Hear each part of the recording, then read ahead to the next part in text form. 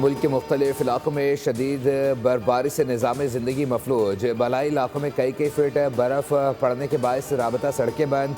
मरी में बर्फबारी का सिलसिला थम गया, रास्ते जल्द खुलने का इम्कान। वादी नीलम, बाग, हटियाँ बाला जबकि अटमकाम, अपर नीलम समेत आज़ाद कश्मीर के बलाई इलाकों में गुज़िश्ता रात से बर्फबारी का सिलसिला जारी। खैबर पख्तूनख्वा में बर्फबारी का सिलसिला वक्फे से जारी। वादी कागान में बर्फबारी से राबता सड़कें बंद होने के बाद इंतज़ामिया ने सयाहों का दाखिला बंद कर दिया। गिलगित बल्दिस्तान में भी शदीद बर्फबारी के बाद चिलास और अपर कोहिस्तान में लैंड स्लाइडिंग से शारे कराक्रम मुख्तलिफ मकामात पर बंद कर दी गई। चित्राल में बर्फानी तोदा गिरने से एक ही ख़ानदान के 9 अफराद जाँ बहक हो गए। कराची में खून जमाती सर्दी, रवा सीज़न की सर्द तरीन रात करार। कम से कम दर्जा हरारत 8.5 डिग्री सेंटीग्रेड रिकॉर्ड किया गया। सर्दी की शिद्दत 5 डिग्री तक महसूस की गई। बर्फ में फंसे मुसाफिरों को निकालने के लिए पाक फौज का रेस्क्यू ऑपरेशन जारी। फौजी दस्तों ने इंतहाई दुश्वार मौसमी हालात में कार्रवाई करते हुए 32 मुसाफिरों को बाहिफाजत निकाल कर महफूज मकामात पर मुंतकिल किया। रेस्क्यू ऑपरेशन के दौरान एक एम्बुलेंस में मौजूद 2 मैयतों को भी निकाल लिया गया, जिस पर लवाहिकीन ने पाक फौज की बरवक्त कार्रवाई को सराहा। खैबर में बर्फबारी के बायस फंसे हुए अफराद को रेस्क्यू करने का अमल जारी। ज़िला खुरम में पाक फौज ने मकामी आबादी की इमदाद और मामलात ज़िंदगी की बहाली के लिए रिलीफ ऑपरेशन शुरू कर दिया। भारी मशीनरी का इस्तेमाल करते हुए मतानू गांव से मकामी कॉलेज तक बर्फ से ढके रास्ते को साफ़ किया गया। डिप्टी कमिश्नर खैबर के मुताबिक फंसे हुए अफराद को स्कूल और हॉस्टल मुंतकिल कर दिया गया है। शांगला टॉप में 22 घंटों से बर्फ में फंसे 4 सयाहों को रेस्क्यू कर लिया गया। पाक फौज की योब में भी इमदादी कार्रवाइयाँ जारी, फंसी गाड़ियों को निकालने का अमल जारी।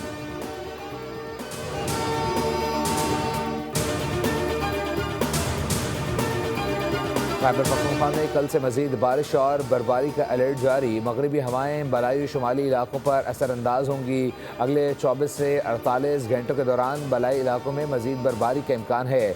गिलगित बल्दिस्तान और आज़ाद कश्मीर के पहाड़ी इलाकों में शदीद बर्फबारी की तवक्को है। नारान, कागान, कलाम और चित्राल में सड़कें बंद और फिसलन का खदशा है और बलाई अजला में लैंड स्लाइडिंग और बर्फानी तोदा गिरने का भी खतरा है। खैबर पख्तूनख्वा के शुमाल अजला में बर्फबारी का इम्कान है। बलूचिस्तान के बलाई इलाकों में बर्फानी तोदा गिरने का खदशा जाहिर किया जा रहा है। इंतजामिया को अलर्ट रहने और पेशगी इक़दाम की हिदायत कर दी गई। पाकिस्तान की मौसर और मजबूत मौशी पॉलिसीज़ का आलमी सतह पर एतराफ़। IMF मैनेजिंग डायरेक्टर की शहबाज शरीफ हुकूमत की मौशी इस्लाहात की तारीफ। डावोस में आलमी इक़्तिसादी फोरम के मौके पर इज़हार ख्याल करते हुए क्रिस्टलिना जॉर्जिवा ने कहा कि वज़ीर आज़म पाकिस्तान ज़रूरी इस्लाहात आगे बढ़ा रहे हैं। पाकिस्तानी हुकूमत ने संजीदगी से इस्लाहात को अपनाया। वो वज़ीर आज़म शहबाज शरीफ की तहदिल से इज़्ज़त करती हैं।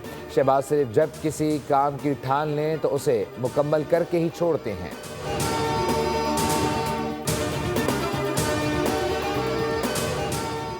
गुल प्लाजा को 90% तक क्लियर कर दिया गया। डिप्टी कमिश्नर साउथ जावेद नबी खुसो कहते हैं कि 10 से 11 अफराद मिसिंग हैं जिनकी तलाश का अमल जारी है। सर्च ऑपरेशन के दौरान इमारत के मलबे से 4 DVR मिले जिनकी मदद से सानही की वजूहात जानने में अहम शवाहिद मिलने का इम्कान है।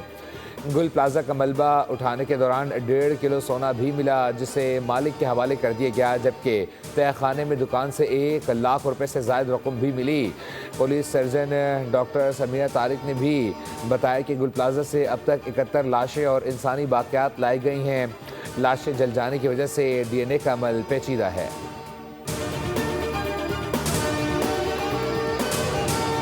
गुल प्लाजा की ज़मीन कब, किसने और किसको अलॉट की गई। हुकूमत सिंध ने इब्तदाई रिपोर्ट तैयार कर ली जिसमें चौंका देने वाले इंकशाफात किए गए हैं कि गुल प्लाजा की ज़मीन KMC की मिल्कियत थी। 1883 में टॉम सर्विस के लिए ईस्ट इंडिया कंपनी को 99 साल लीज़ पर दी गई। 1983 में लीज़ ख़त्म हो गई। जेनिका ग्रुप ने लीज़ ख़त्म होने से कबल ज़मीन ख़रीद ली और जमात इस्लामी के मेयर अब्दुल सत्तार अफ़गानी के दौर में बग़ैर क़ानूनी लीज़ तामीरात होती रहीं जो 7 साल तक जारी रहीं।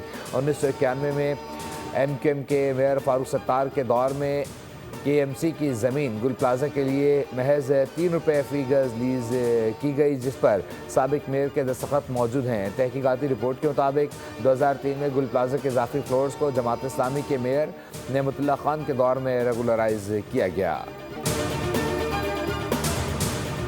गुल प्लाजा जैसे अफसोसा का साहने को चंद सियासी जमातें सियासत की नज़र कर रही हैं। लोगों के दुख दर्द बांटने के बजाय अवाम की तकलीफ को सियासी मकासद के लिए इस्तेमाल किया जा रहा है।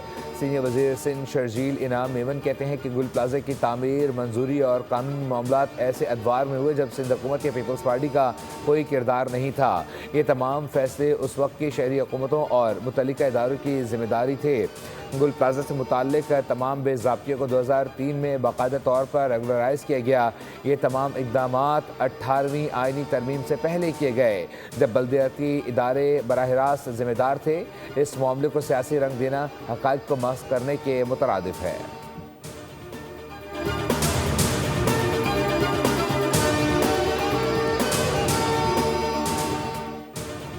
और कराची के इलाके रंगी टाउन सेक्टर 11:30 में सिलेंडर धमाके से बाप और 10 साला बेटा झुलसकर जख्मी हो गए। रेस्क्यू टीम के मुताबिक जख्मी को फौरी तौर पर सिविल अस्पताल के बंस वार्ड मुंतकिल कर दिया गया।